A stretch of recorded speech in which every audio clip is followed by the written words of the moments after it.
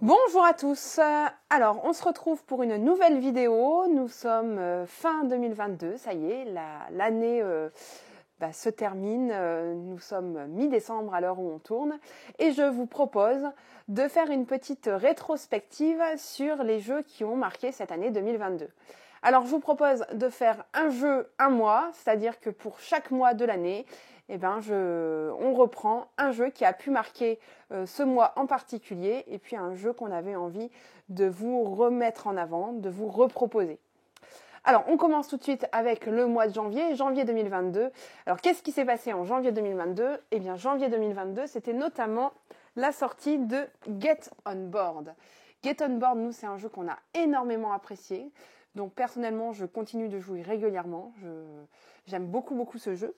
C'est un jeu, alors moi, je le trouve assez hybride, dans le sens où il mélange à la fois le côté plateau, où on va essayer de se bloquer, puisque le principe de Get On Board, c'est de se promener soit dans la ville de New York, soit dans la ville de Londres pour ramasser des personnages en bus, puisqu'on est chauffeur de bus, et on va se promener sur le plateau en plaçant des petits bâtonnets en bois qui symbolisent notre trajet.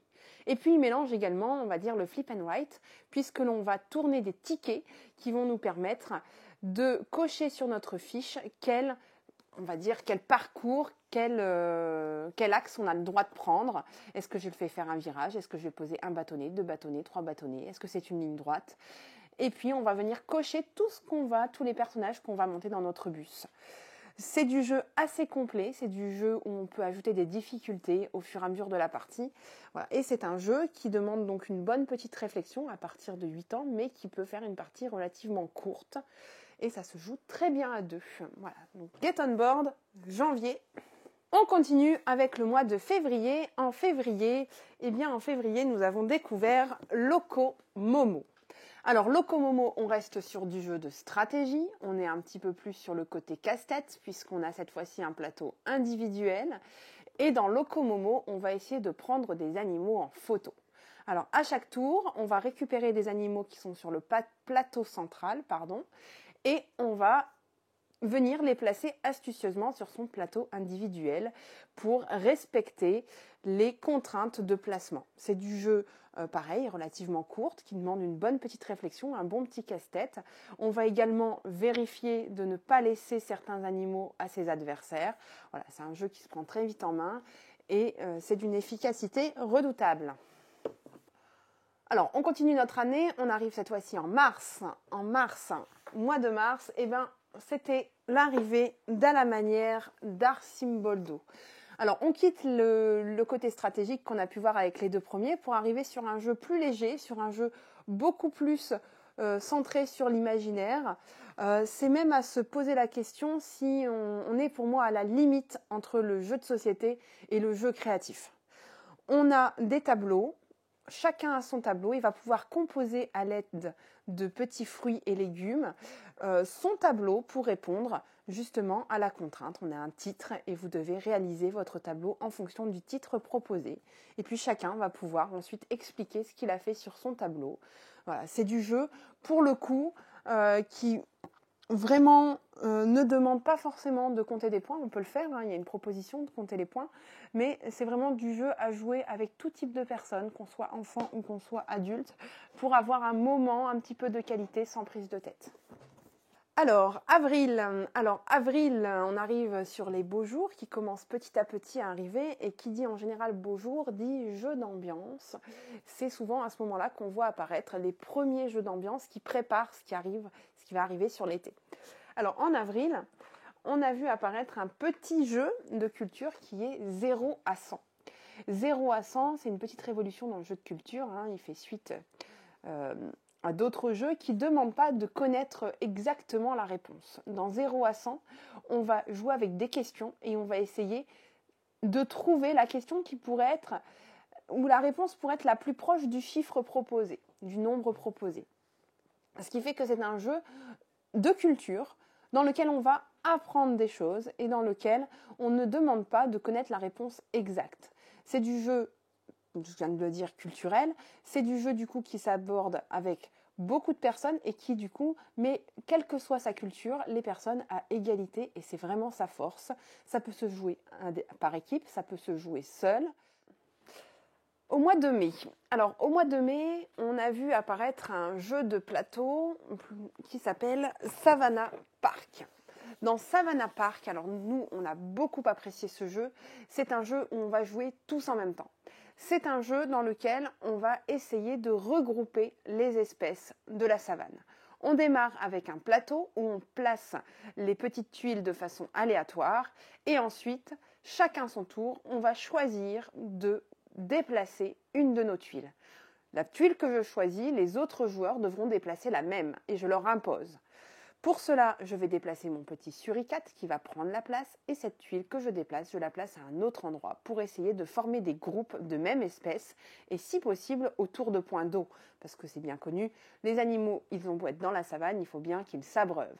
Je vais aussi faire attention aux feux de forêt.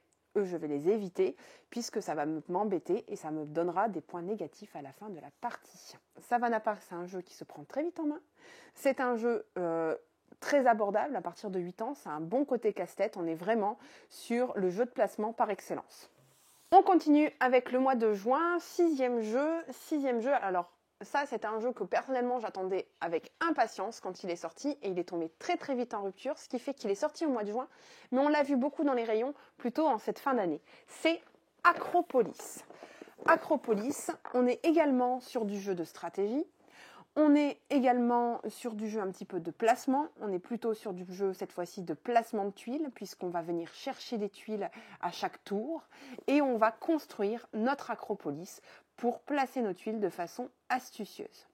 Dans Acropolis, vous allez trouver des tuiles de différentes couleurs et il ne faudra pas oublier de placer également des multiplicateurs qui permettront de gagner des points.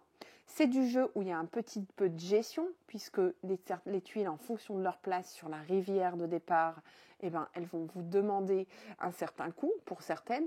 Et donc c'est du jeu où vous allez pouvoir superposer vos tuiles puisque en passant des étages, vous marquez des points supplémentaires.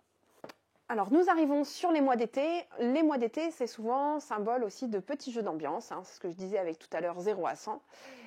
Petit mois d'été, petit jeu pour mettre dans les valises. Au mois de juillet, a vu apparaître un petit jeu auquel personnellement on ne croyait pas beaucoup et puis on s'est rendu compte que c'était une bonne surprise.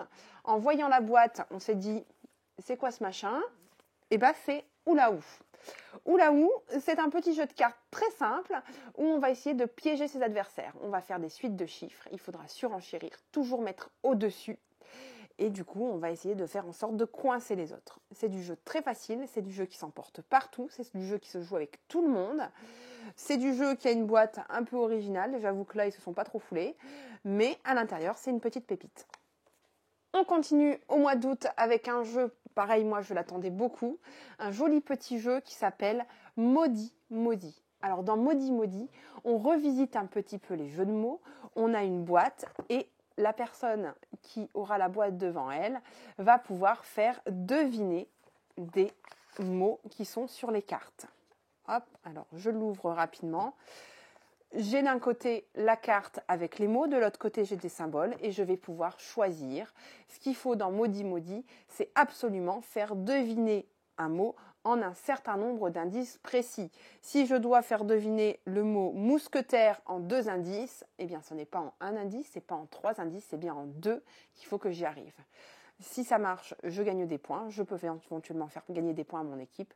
Si ça ne marche pas, je perds. Et puis, les autres joueurs vont faire attention à ce que je respecte bien et que je ne donne pas des indices trop alambiqués. Sinon, je récupère le chat noir, le chat maudit.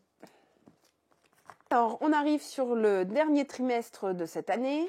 Nous sommes à la fin de l'été et c'est l'heure de la rentrée. Qui dit rentrée dit école et qui dit école dit apprentissage. Donc, apprentissage de règles et apprentissage de plus gros jeux. C'est à cette époque-là qu'on voit souvent sortir les gros jeux pour la fin de l'année et on ne va pas y manquer avec notamment le premier qui s'appelle Ouah. Alors, Bitoku, Bitoku. Ça, c'est à chacun de choisir. Son nom a beaucoup fait parler de lui, mais hormis son nom, eh bien on peut parler de lui aussi pour ce qu'il y a dedans, puisque dans Bitoku, c'est un super jeu, attention, pour gros joueurs. Dans la sélection, c'est plutôt des jeux familiaux. Celui-ci, on ne va pas le mettre entre les mains de n'importe qui.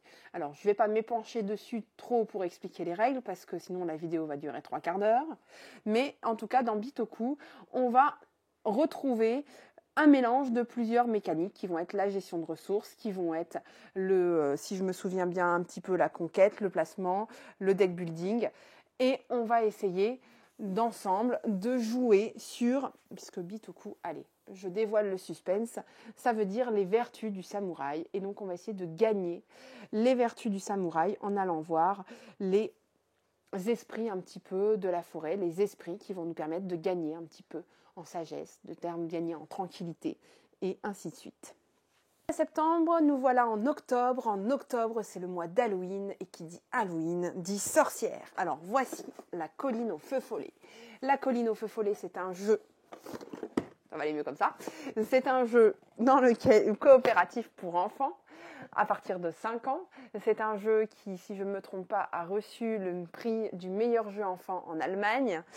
Et c'est un jeu dans lequel on va jouer avec des billes qui correspondent à des feux follets. Nos petites sorcières suivent les billes sur le plateau incliné et essayent de traverser la forêt, sans rencontrer les méchantes sorcières qui, elles, rôdent dans les bois et qui vont essayer de nous embêter. Si on arrive à sauver 4 petites sorcières avant que des méchantes n'arrivent en bas, eh bien dans ce cas, nous avons gagné la partie. On continue au mois de novembre avec un petit jeu d'une gamme qu'on connaît maintenant très bien. C'est la gamme 2 joueurs, ici de chez Space Cowboy, pardon. J'allais faire un raccourci, mais ça ne marche pas puisque Space Co, c'est les enfants. On retrouve Splendor, l'incontournable Splendor en version duel. Alors, bien que la grande boîte marche déjà très bien à 2, ici on va un peu plus loin et on est vraiment plus en confrontation, puisqu'on va avoir un plateau central où il y aura les gemmes, on va venir les choisir chacun à notre tour pour construire nos cartes, et ici, 3 façons de gagner. C'est du jeu qui met des règles un petit peu plus poussées que le Splendor classique, et c'est du jeu où on va beaucoup plus surveiller son adversaire. Et c'est ce qui est intéressant dans cette version 2 joueurs, dans cette version qui porte bien son nom de duel.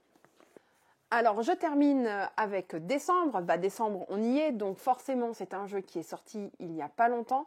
Et nous avons choisi, en ce mois de décembre, qui en général ne porte que peu de sorties, mais il y en a un qui vaut bien le détour, c'est Kawale.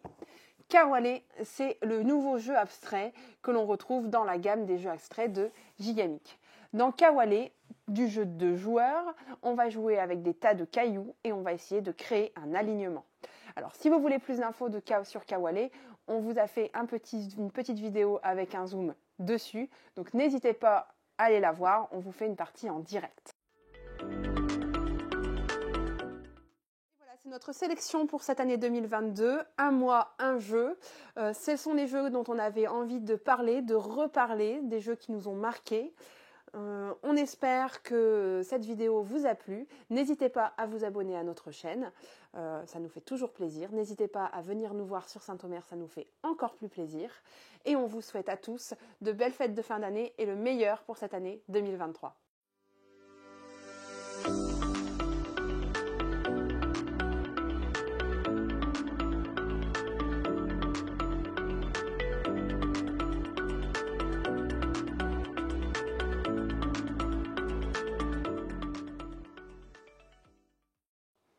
C'est bon? Non?